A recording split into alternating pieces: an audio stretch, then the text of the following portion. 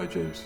Firstly, I want to apologise for the rather sombre tone this evening, but I thought that seeing as we'd encountered the VUE together, you'd understand my condition better than most. Since waking up, I've come to discern that my sight has been erased, or rather, what was once the gaze is now solely a reflection. It's also worth mentioning that my limbs and organs, once ruddy and dubious as you likely remember, have become seductively dependable. Stranger still, the place and non-place I find myself in exists within a limitless geography, and my motions through this inter-landscape seem to be determined by the adroit gestures of some far-off creature who transmits them across an immeasurable gulf. It's also apparent that the only direction that one can take in this world is east. I think it's a land that can only be understood in the way Chichev described Russia. What's more, and this is to my greatest anxiety, it seems that lost itself has been lost in this world. Essentially, I'm a complete vestige. My memory thus refuses to ebb away or submit to the vicissitudes of time. I'm forever steeped in the memories of that night I can't remember.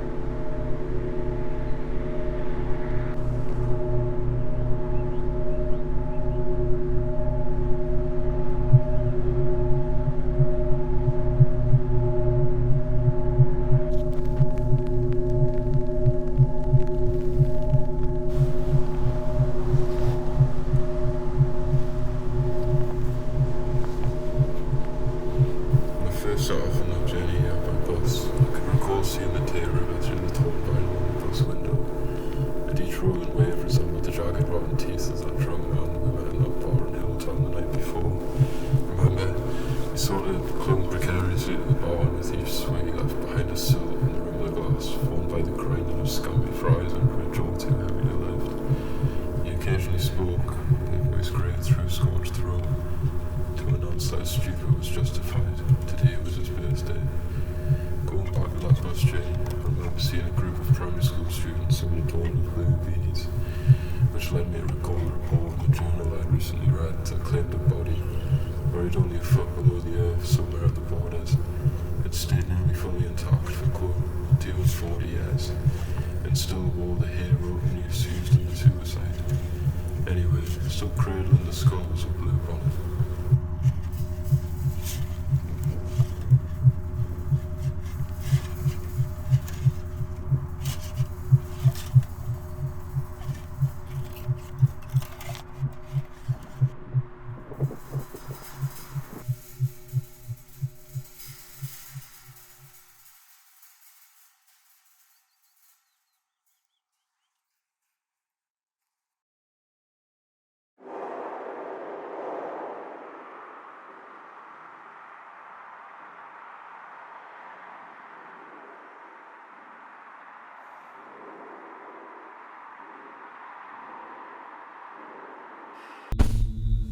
Many of the most hegemonic tech companies don't change the exteriors of the buildings they inhabit. They only alter the interior, and in such a way as to accommodate serendipity. Contingency was once prevailing in modernity. The normative rule was that everything should be forecast, predetermined, preordained. But now, aberration, deviancy, the event, and transgression, even if only ever vicarious, is what sustains the present. Controlled contingency. An exterior is often a declaration of permanence. This is incompatible with the fluid mesh of contemporaneity and its model of indefinite postponement. But what transparent exteriors that hide more than they reveal? Would it ever be possible for a building to become fully interiorized? To totally erase the external? I wonder. Many of these buildings, as with most speculative building, have been constructed in such a way that they can be easily dismantled. And permanence is the glue that holds these buildings together. Architecture is no longer the expression of a system, but rather a software. Yeah, they've been and gone. All that's left is a detritus of composites from cosmic bodies. What is it that makes the global so alien in Scotland?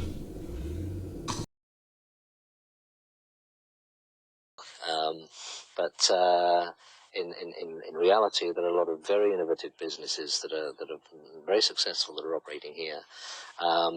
I think that living here actually provides a different dimension to one's life, and I travel a great deal on business and the company's business, and when I come back here, this is the most situations where we've been tested.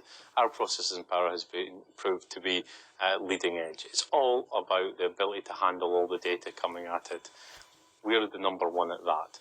What we aren't is we're not number one in sales. That's dominated by the large corporates, such as Hewlett-Packard. But we aim to challenge them in the years to come.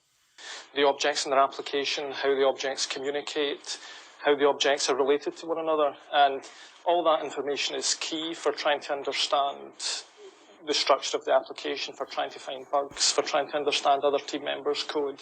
And so it's those graphical views, those higher level views of the application that Luke presents to developers. These guys in the games to react to. One of the things that's going to happen in there is when you're working on multiplayer internet games, it's going to be very difficult to tell whether the character's actually being controlled by somebody at the other side of the world, or they're actually, running off an AI engine.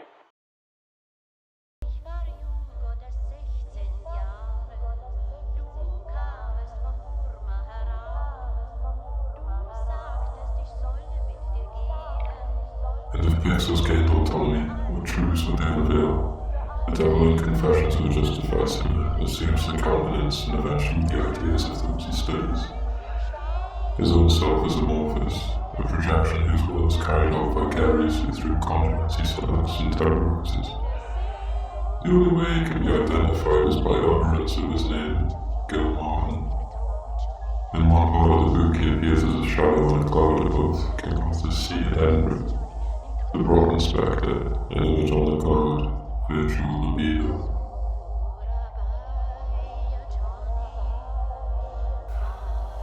Recently, a strange crack seems to manifest above the vocal cord. At first it emerges like a dull cramp near the mandible, and then there is a crack and suddenly a painful, undulating phantom gland gets caught in the throat. It's painful, and definitely there because it can't swallow. The only way to placate it is to lift the head back and stretch the tongue upwards, but just do not swallow.